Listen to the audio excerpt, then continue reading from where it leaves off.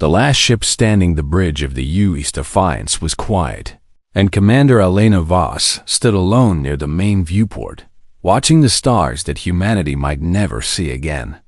She was 43 years old, her hair gray before its time, her face marked by scars from battles most people had forgotten, and her hands still steady despite everything that had happened in the last 6 hours.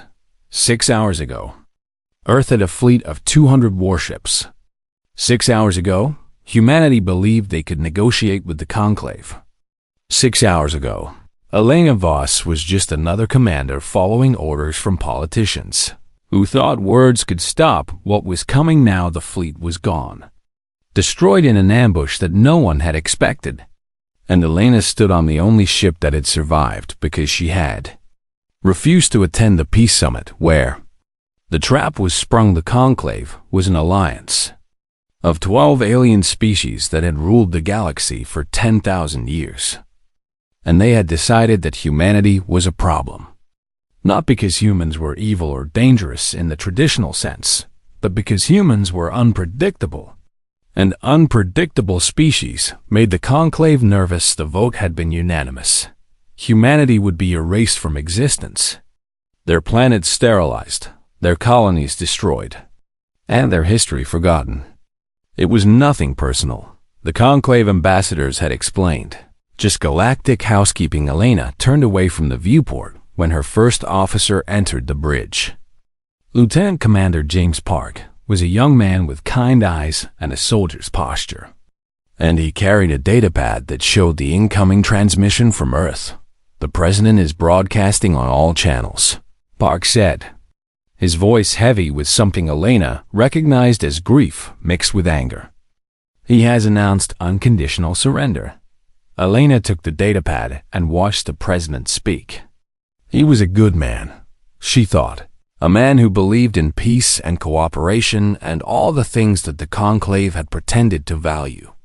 He was promising that humanity would accept any terms, any conditions, anything at all if the Conclave would just spare the children. The transmission ended, and Elena handed the datapad back to Park. "What are your orders, Commander?" Park asked. Elena walked to the captain's chair and sat down for the first time since taking command of the Defiance 3 years ago. She had always preferred to stand, to pace, to move.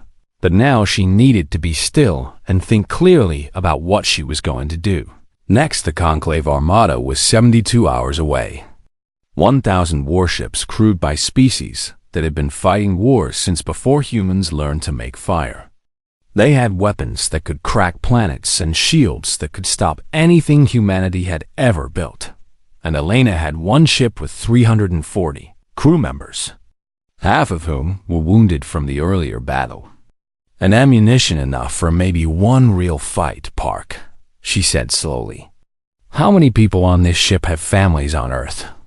"All of them, Commander. Everyone has someone down there. And how many of them would follow me if I decided to do something very stupid?" Park was quiet for a moment, and then he smiled in a way that reminded Elena why she had chosen him as her first officer. "I think you would be surprised, Commander. I think all of them would follow you anywhere." Elena nodded and stood up again. She walked to the communications console and began typing commands that would broadcast her message across every frequency the Conclave monitored. "Commander," Park said carefully, "what exactly are you planning?" "The President surrendered," Elena replied without looking up from the console. I did not accept the authority of a government that has already declared itself defeated. And I do not recognize the Conclave's right to decide whether humanity lives or dies." "That sounds like mutiny. It sounds like war," Elena corrected. "The Command wants to exterminate 8 billion people because we make them uncomfortable. They destroyed our fleet during peace negotiations. They have broken every rule of civilized warfare that exists, and now they expect us to simply accept death." She finished typing and looked at Park. "I am going to make them understand something, Lieutenant Commander. I am going to teach them what happens when you corner a human being and take away all their options. What happens? Park asked. We become the most dangerous thing in the universe, Elena said. We become people with nothing left to lose. She activated the broadcast, and her voice went out into the void of space, reaching the sensors of 1,000 alien warships and the ears of admirals who had never lost a battle. This is Commander Elena Voss of the United Earthship Defiance, she said, her voice calm and clear. I am addressing the Conclave Armada that is currently approaching my homeworld with the intention of genocide. I have a message for you. She paused, and somewhere across the galaxy, alien commanders leaned forward to listen. You want Earth? Elena continued. Come and take it. But understand this. I will not surrender. I will not negotiate. And I will not stop fighting until either you are dead or I am. You have 72 hours to change your minds, and if you do not, I promise you that the cost of destroying humanity will be higher than anything you have ever paid. She ended the broadcast and turned to find her entire bridge crew staring at her. Some of them looked terrified. Some of them looked confused. But most of them looked like people who had just remembered something important about themselves. Sir, a young ensign said from the weapons station, the Conclave will never take that threat seriously. We are one ship against 1,000. I know, Elena replied. That is exactly what I am counting on. Park stepped forward. What do you need us to do, Commander? Elena smiled for the first time in 6 hours. I need you to help me show the galaxy what one human ship can do when it decides to fight. I need you to help me make them afraid of us. And then what? And then we make them understand that if one ship scares them, they should think very carefully about what happens when we build more. The crew of the Defiance looked at each other, and then they looked at their commander.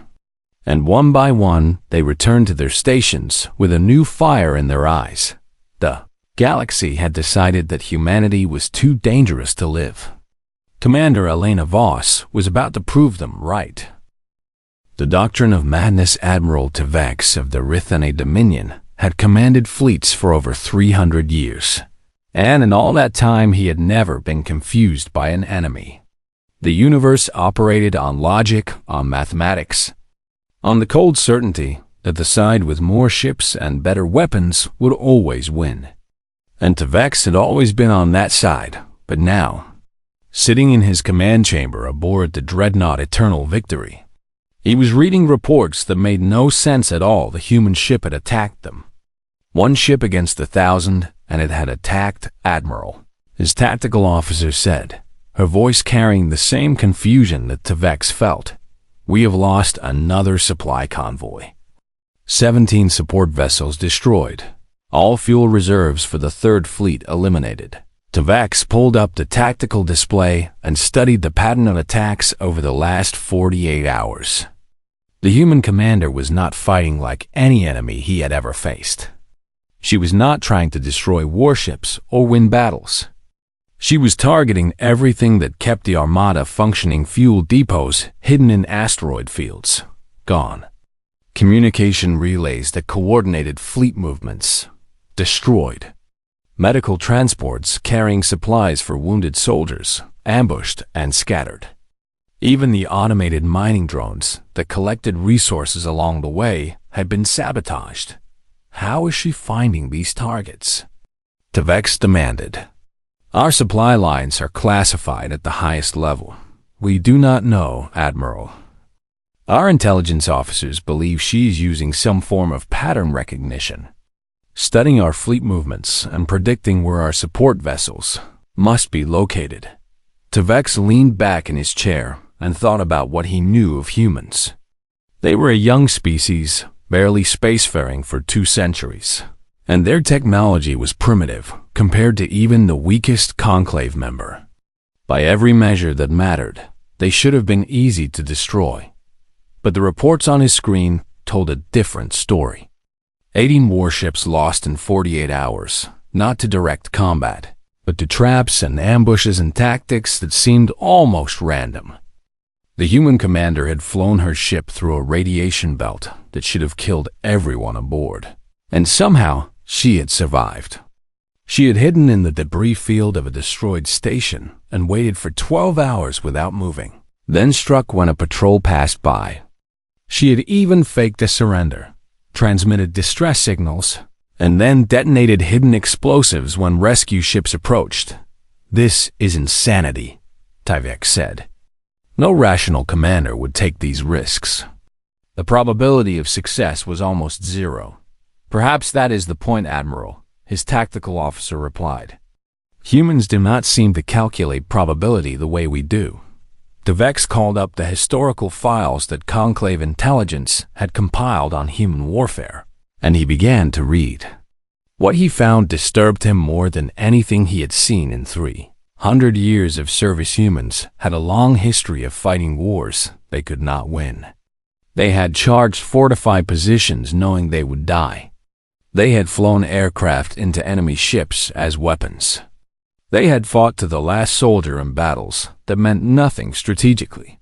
They had chosen death over surrender so many times that it seemed to be part of their basic nature. There was a human word for this that had no equivalent in the Rathani language: spite. It meant causing harm to an enemy even when it brought no benefit to yourself. "Even when it cost you everything, Admiral," another officer called out. "We are receiving a transmission from the human ship." Tyvek turned to the main screen as Commander Voss appeared. She looked tired, her uniform torn and stained, and there was blood on her face from a wound that had not been treated. Behind her, the bridge of her ship was damaged, with sparking consoles and cracked viewports, but she was smiling. "Good morning, Admiral," she said. And Tyvek noted that humans measured time in a way that made no sense in deep space. "I wanted to thank you for the supplies. Your fuel depots have kept my ship running quite nicely, and your medical transports had some very useful equipment. You are prolonging the inevitable," Tyvek replied.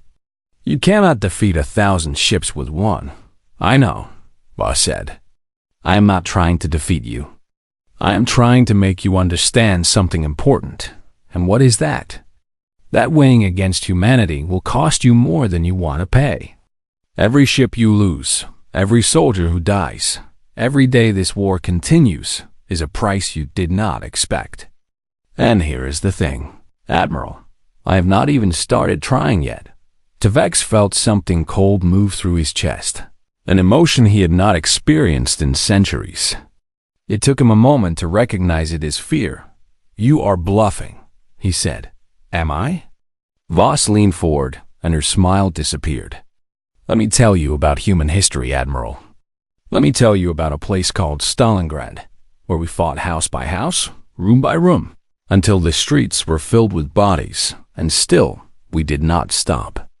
Let me tell you about a beach called Normandy, where we ran into gunfire, knowing we would die, because the people behind us needed us to die so they could advance.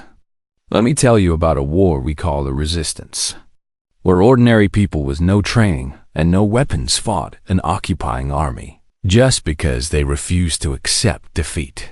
She paused and looked directly into the camera. "We do not calculate acceptable losses, Admiral. We do not know how to give up. And when you push us to the edge, we do not fall. We pull you down with us." The transmission ended, and Tyvek sat in silence for a long moment. "Admiral," his tactical officer said quietly, "what are your orders?" Tyvek looked at the tactical display, at the 1,000 ships under his command, at the overwhelming force that should have made victory certain. And for the first time in his long career, he wondered if victory was worth the cost. "Continue the advance," he said finally. "But double the patrols around all supply convoys, and I want every ship on high alert. This human commander is more dangerous than we anticipated. Do you believe we should report this to the Conclave Council?" Tyvek considered the question. The Council did not like bad news, and they especially did not like news that suggested their decisions might have consequences they had not foreseen.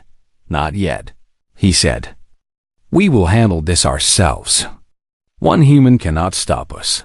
But even as he said the words, he was not certain he believed them anymore. The breaking point to Defiance was dying, and Commander Elena Voss knew it. Half the ship was sealed off due to hull breaches.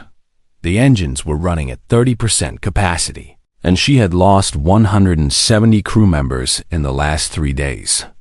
The survivors worked in shifts that never seemed to end, patching holes that kept reappearing and keeping systems running that should have failed long ago. But they were still fighting. Lieutenant Commander Park found her in the medical bay, sitting beside a young ensign who had lost both legs to an explosion during their last engagement. The ensign was unconscious, sedated to keep him from feeling pain that no medicine could fully stop. "Commander," Park said quietly, "the Conclave has sent another surrender offer." Voss did not look up from the ensign's face. He was 19 years old, she knew, and he had joined the fleet because he wanted to see the stars. Now he would never walk again, assuming he survived long enough to see Earth one more time. "What are they offering?" she asked. "Quick extinction. They say if we surrender now, they will use weapons that destroy instantly. No suffering, no prolonged death. They say it is merciful." Voss finally looked at Park, and he saw something in her eyes that made him take a step back. It was not anger exactly, but something deeper and more dangerous. "Merciful," she repeated. "They murder our fleet during peace talks. They vote to erase our entire species from existence. And now they offer us a quick death and call it mercy." She stood up and walked out of the medical bay, and Park followed her through corridors that were barely holding together. Everywhere they went, crew members stopped what they were doing to watch their commander pass, and she made a point of meeting each of their eyes. They reached the bridge, which was operating with half its usual crew. The main viewport had a crack running across it, held together by emergency sealant, and several consoles were completely dark. "Communications," Voss said. "Open a channel to the Conclave flagship. I want to respond to their offer personally." The communications officer, a woman named Rodriguez, who had not slept in 40 hours, nodded and began working. "Channel open, Commander." Voss stood in front of the main screen as Admiral DeVex appeared. He looked different than he had 3 days ago, she noticed. There were shadows under his eyes that had not been there before, and his posture suggested someone carrying a weight they had not expected. "Commander Voss," the Admiral said, "I hope you are calling to accept our terms. This fighting serves no purpose. I am calling to make you a counteroffer." "Admiral." DeVex tilted his head in a gesture that Voss had learned meant curiosity. "I am listening." Voss pulled up a series of files on her datapad and transmitted them to the Conclave flagship. "I am sending you footage from human history. Specifically, I am sending you records of what happens when humans are pushed to the point where they have nothing left to lose."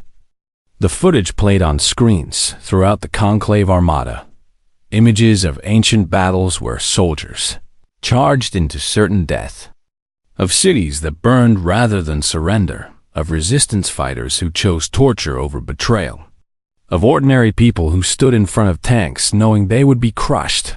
"We have a saying on Earth," Voss continued. "It is better to die on your feet than live on your knees." "Do you understand what that means, Admiral?"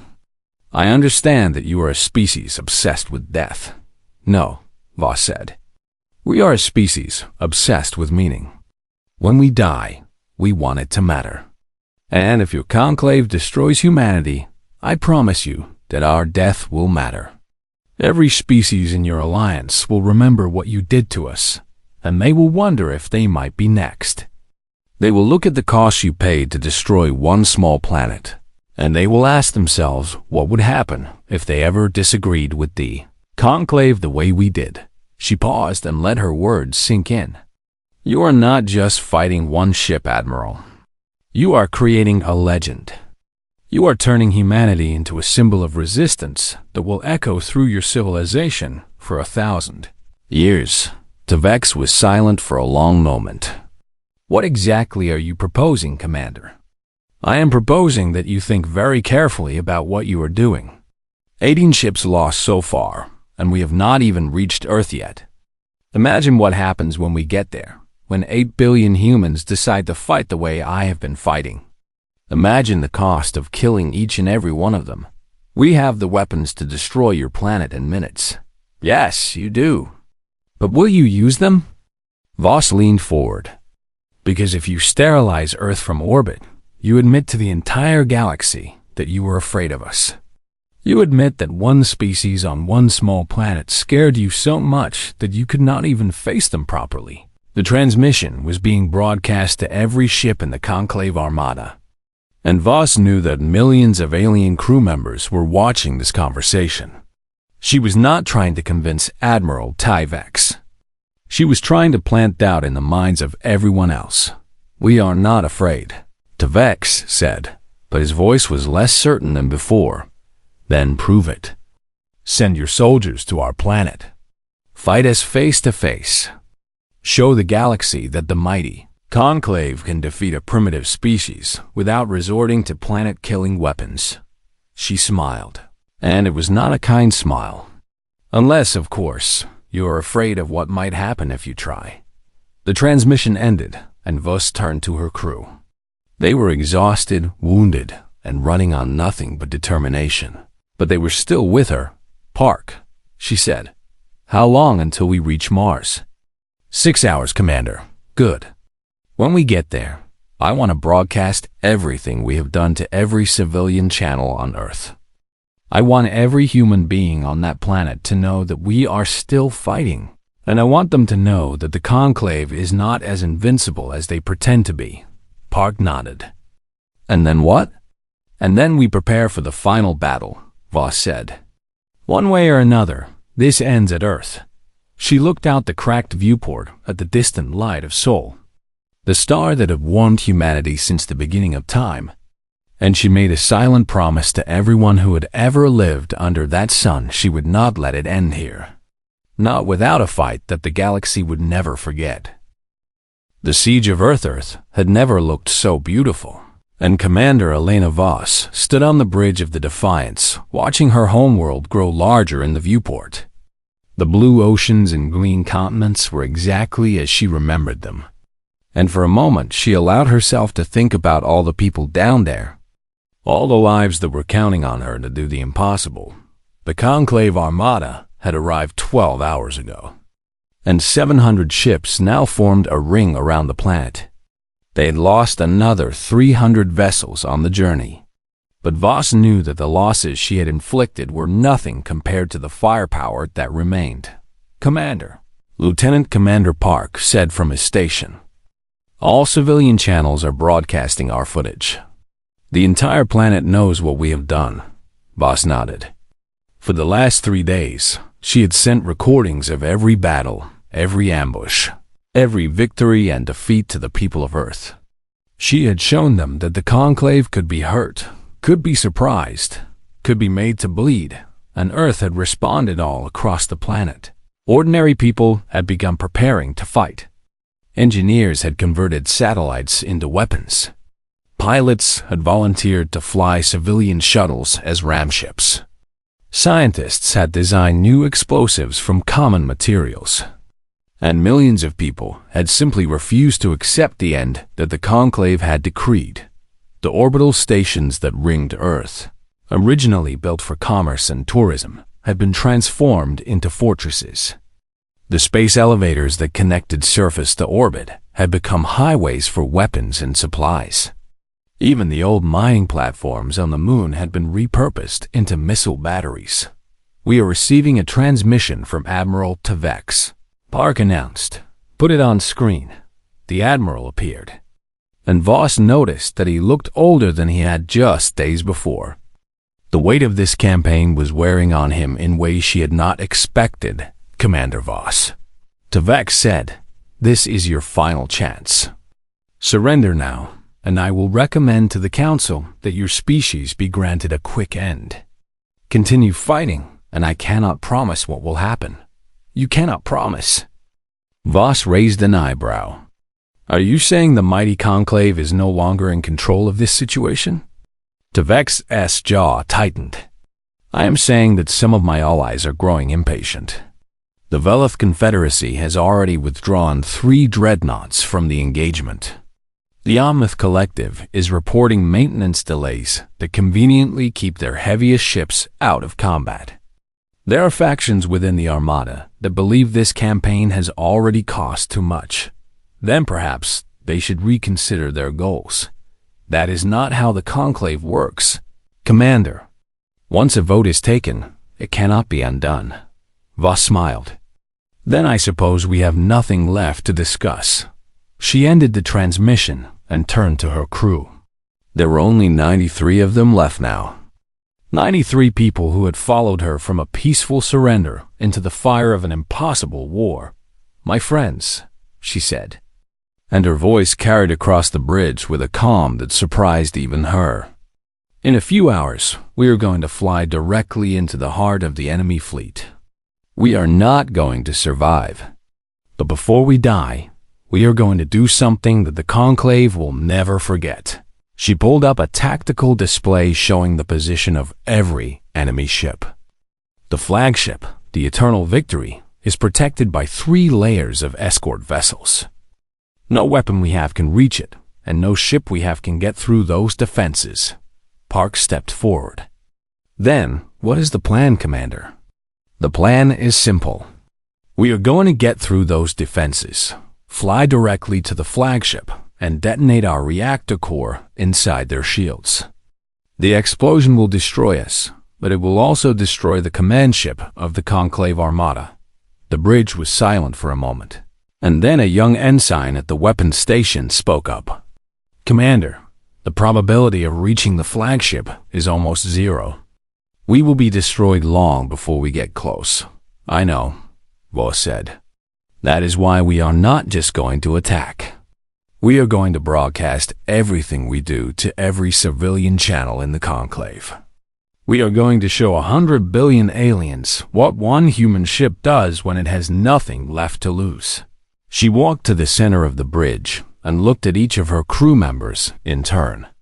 When the Conclave sees our ship flying into certain death, they will understand something that no amount of firepower can teach them.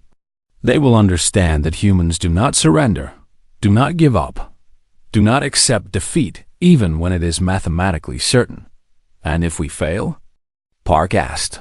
Then we fail. But even in failure, we will have shown them what we are. We will have planted a seed of doubt that will grow in their minds for generations. They will look at their children and wonder what would happen if humanity rebuilt, if more ships like ours filled the stars, if the species they tried to exterminate came back stronger than before. She returned to the captain's chair and sat down. All hands, prepare for final approach. Engineering, I want every ounce of power diverted to engines and shields. Weapons, arm everything we have. Communications, begin broadcasting on all frequencies. The Defiance moved forward, its engines burning brighter than they had since the day it was built. And the Conclave Armada began to respond. Weapons fire filled the space around them. Explosions rocked the ship. Consoles exploded and crew members fell. But the Defiance kept moving, kept pushing, kept fighting. First defense layer breached. Park shouted over the noise of battle. Voss watched the tactical display as ships tried to intercept them. They destroyed 2, then 3, then 5 more, spending their ammunition in a fury of desperation. Second layer breached. Commander, we have lost engines 2 and 4. Keep going. The flagship grew larger in the viewport, and Voss could see the final line of defense forming in front of them. There was no way through, no possible path that would not result in their destruction. But she had never planned to find a path. She had planned to make one. All hands, prepare for core overload. Park, activate the escape pods on my signal. Park looked at her with something like awe in his eyes. Commander, you cannot be serious. I am completely serious. When we reach the flagship, I am going to detonate our reactor manually. The rest of you are going to escape and tell the galaxy what happened here. We will not leave you. That is an order, Lieutenant Commander. Someone has to survive to tell this story. The final defense layer loomed ahead, and Voss gave the signal. Escape pods launched from the Defiance even as it accelerated toward the flagship. And Elena Voss sat alone on her bridge for the last time. "This is Commander Elena Voss of the United Earthship Defiance," she said into the broadcast channel, knowing that billions of beings across the galaxy were watching. Watch what one human can do. And she flew into the heart of the enemy fleet. The galaxy blinks. The explosion lit up the space around Earth like a second sun. And for a moment, every sensor in the Conclave Armada went blind. When the light faded, the flagship Eternal Victory was gone, reduced to fragments of twisted metal and scattered debris. Admiral Tevex had survived only because he had transferred to a secondary command ship 30 minutes before the attack. He had seen something in Commander Voss's eyes during their last conversation. Something that told him she was not bluffing. And his instincts had saved his life. But now he stood on the bridge of his new command vessel, watching the chaos unfold across his fleet. And he knew that surviving might not have been a victory after all. "Admiral," his communications officer reported, her voice shaking, "we are receiving transmissions from across the Conclave. Civilian populations on 17 worlds have seen the footage of the human attack. There are protests, demands for answers, calls for the Council to explain why this campaign has cost so much." Tevex said nothing. He was watching the escape pods from the Defiance as they drifted toward Earth's atmosphere, carrying the survivors of Commander Voss's crew. "Admiral, should we destroy the escape pods?" "No," Tevex said. "Let them go. They have earned the right to tell their story." He turned away from the viewport and walked to his command chair, feeling older than his 300 years. The campaign to destroy humanity had seemed so simple when it began. Just another routine extermination of a species that had grown too troublesome. But nothing about it had been simple. "What are your orders, Admiral?" His tactical officer asked. Vex looked at the tactical display showing his remaining fleet. 600 ships still surrounded Earth. More than enough firepower to sterilize the planet 100 times over. But something had changed in the last few hours. The Velith Confederacy had officially withdrawn from the campaign, citing excessive losses and strategic concerns. The Omnith Collective had announced that their ships required extensive repairs and would not participate in the final assault.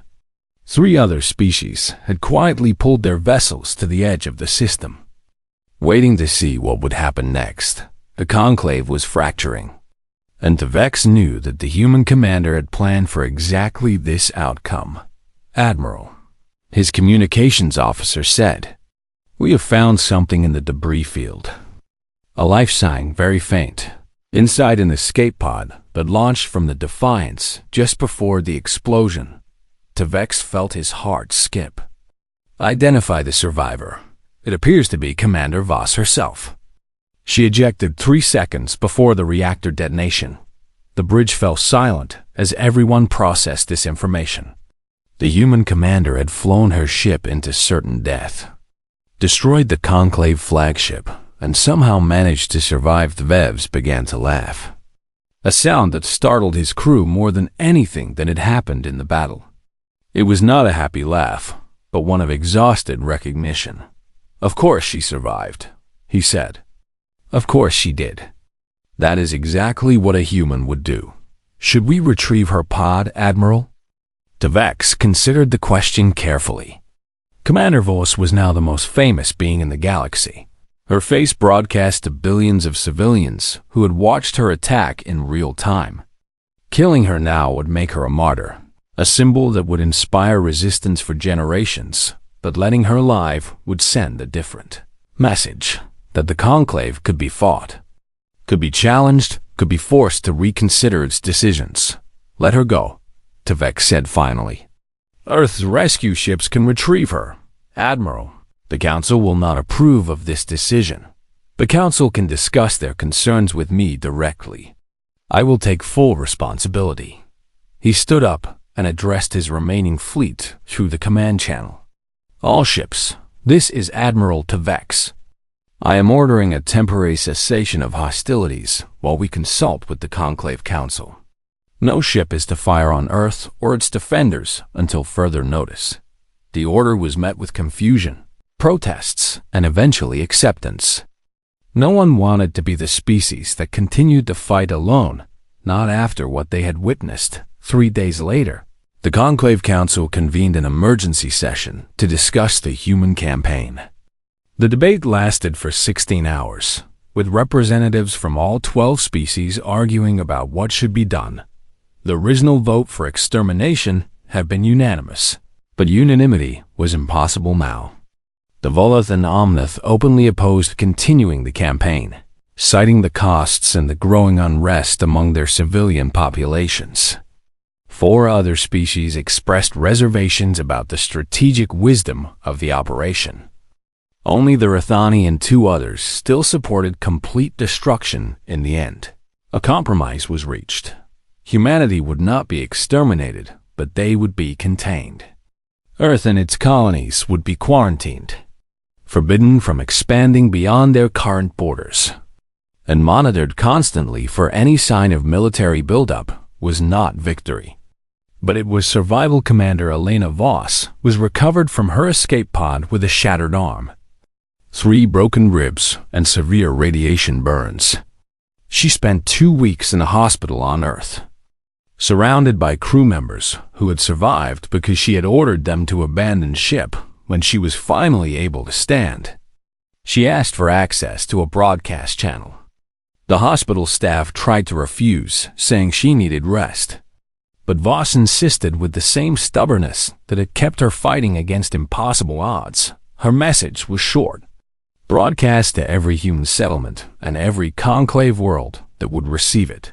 My name is Elena Voss, and I am the commander of the United Earthship Defiance.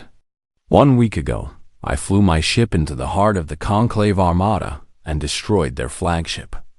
I did this because my people were facing extinction, and I refused to accept that fate.